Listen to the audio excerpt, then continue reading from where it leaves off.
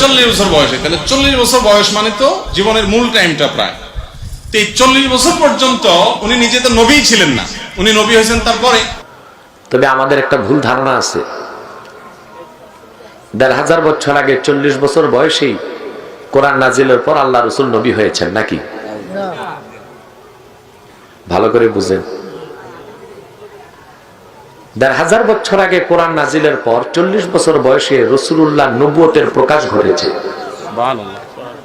তবে তিনি কখন থেকে নবী? প্রশ্ন আসেন। জি, সুবহানাল্লাহ।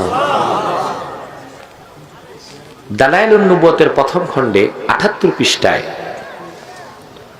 বাইহাকি বর্ণনা করেছেন, রাসূলুল্লাহ বলেছেন, وعن الإرباز بن سارية رضي الله تعالى عنه أنه قال سمعت رسول الله صلى الله عليه وسلم يقول إني عبد الله وخاتم النبيين وإن آدم لمنجدل في طينته।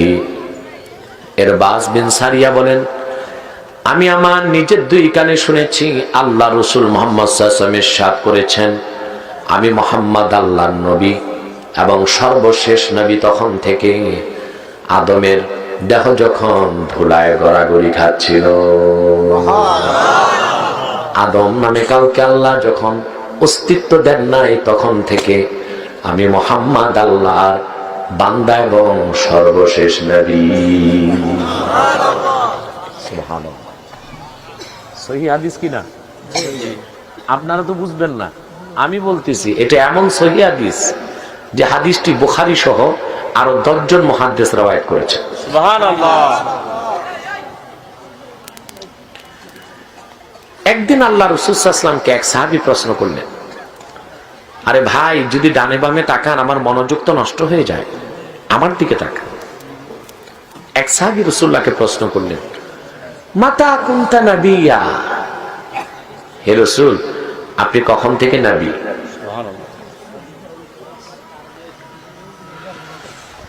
আল্লাহ হাবিব ইরশাদ করেছেন, কুনতু নাবিয়্যান ওয়া আদামু বাইনার রূহি ওয়াল জাসাদ, আমি মুহাম্মদ তখনও নবী, তখন থেকে নবী। আদমের দেহ যখন ছিল, রূহ এবং দেহ আলাদা ছিল, তখন আদমকে বানানো হয় নাই, তখন থেকে আমি মুহাম্মদ আল্লাহর নবী সাল্লাল্লাহু আলাইহি ওয়াসাল্লাম।